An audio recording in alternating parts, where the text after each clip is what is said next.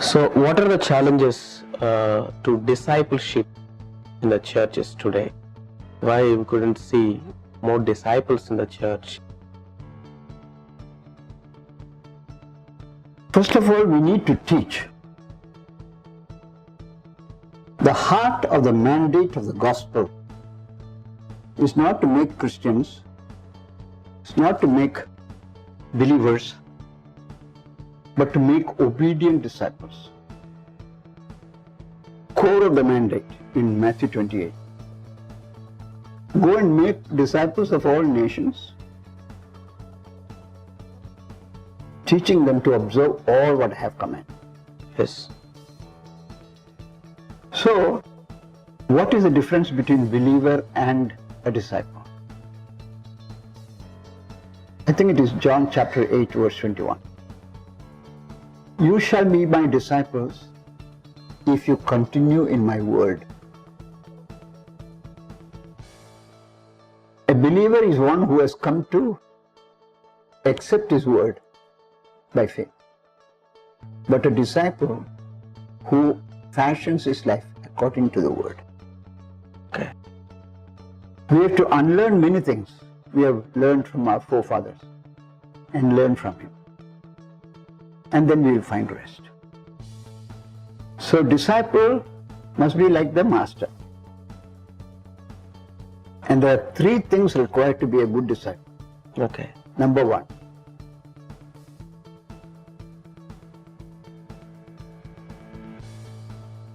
full surrender or supreme surrender Okay. to the Lordship of Christ. Supreme sacrifice, willing to take up the cross and follow Him. Whatever suffering comes in my following the Lord, I will go through. And supreme surrender, supreme sacrifice, and supreme love. My time and talent and treasure belongs to the Lord. Supreme surrender. So it's not my money, it's God's money I'm keeping as a steward. Surrender. Time, talent and treasure. Supreme sacrifice. Ready to lay down my life for Jesus. Martyrs were not killed because of their right living. Martyrs were killed because of their right believing. Okay. So we must be true to our faith of the forefathers given to us from the scripture. Supreme love. You should love the Lord more than your father, mother, wife, children, your own life. Otherwise you cannot be my disciple. It is these three conditions of discipleship which makes many people to reject discipleship and remain as a believer. Yes. Lack of supreme love, lack of supreme sacrifice, lack of supreme surrender. This is the heart of the problem.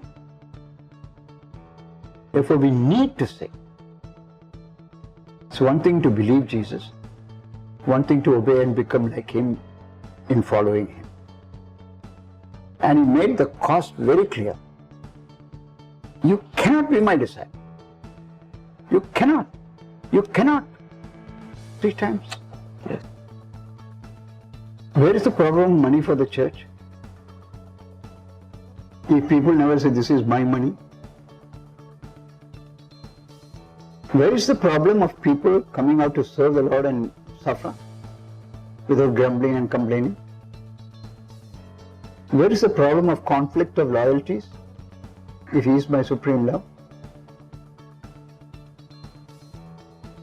First, allegiance to the Lord.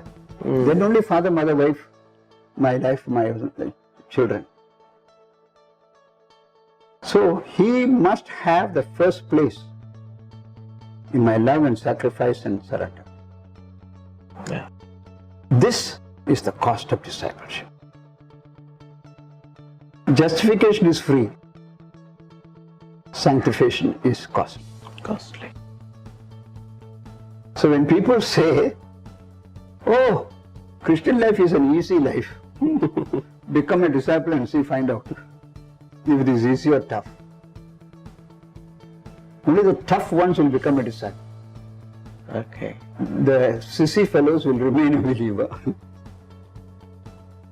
So, a believer is a baby, but a disciple is mature. It's good for a disciple to be like his master. Yes. So we are like fallen Adams, roaming around like believers. We are not being conformed to the image of Christ.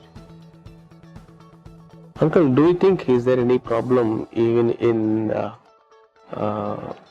new birth of believers, where they don't have that desire to Word of God and to live like His Master, and why we couldn't see that craving today in the churches? I would say the definition of a believer. A true believer is not one who believes in Jesus. Okay. A true believer is one whom Jesus believes. Yeah. You will find this truth in John chapter 2, last 2 verses.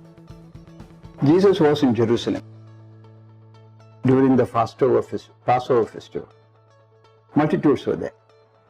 When he was doing miracles, many believed in him. But Jesus did not believe them and nor commit himself to them, because he knew what was in mind. God is looking for something in you. When he doesn't find in you what he is looking for, he will never commit himself to you. He is looking for truth in your inward parts.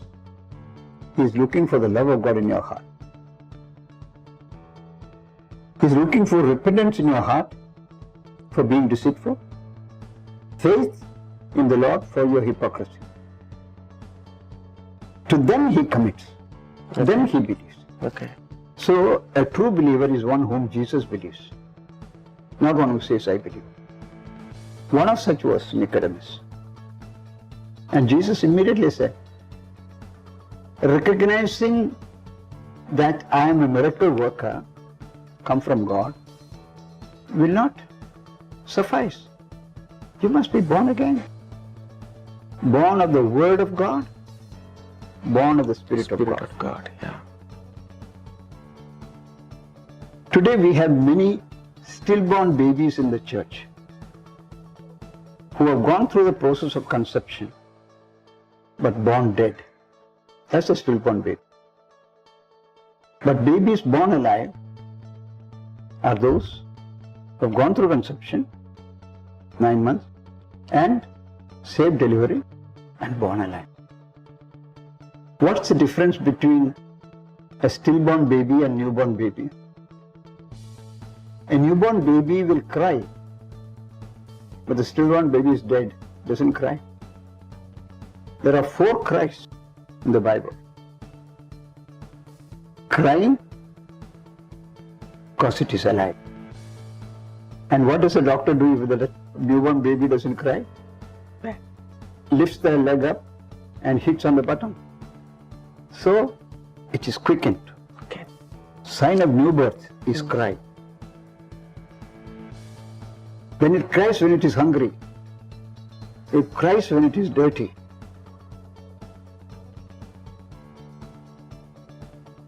It cries while talking to each other. Mummy, I'm hungry. Communication. So, stillborn baby doesn't cry. Newborn baby cries. The newborn baby grows, Yes. but the stillborn baby gets buried. The stillborn baby doesn't move his hand and feet, but the newborn baby moves the hand and feet, serving the Lord. So these are the signs of presence of life and absence of life. So life is the proof that you are alive. Yes. And life is never static. It is dynamic. It grows. Growth is impossible in a dead child, but growth is possible in a living child. So, is he growing? Is he showing symptoms of life? Then they are born again. And if they don't, they are stillborn. And all those cries are representing for the word of God and the prayer, Mouth confession, living a holy life. Okay. And also hunger and thirst for food. Yeah. Because you cannot expect a dead child to cry for food and fluid. But a living child feels hunger, pangs in the stomach. And the mother gives the food. And the child satisfied. Yes. So longing for practical holiness and growth into Christ-likeness. Like Paul, that I may know him. Yes. And the power of his resurrection. Fellowship his sufferings. Be made conformable unto his death. That longing for practical holiness and growth is only in a living life of a believer. Dead child does not have. So we need such unregenerated believers to be regenerated. And church is full of unregenerated believers. They have mental acceptance of the truth, but their emotions are somewhere else. And their obedience is to someone else. That's the problem. Preach the gospel. Teach them the basic doctrines. Truth taught in the Word of God. Yes, Uncle. Wonderful.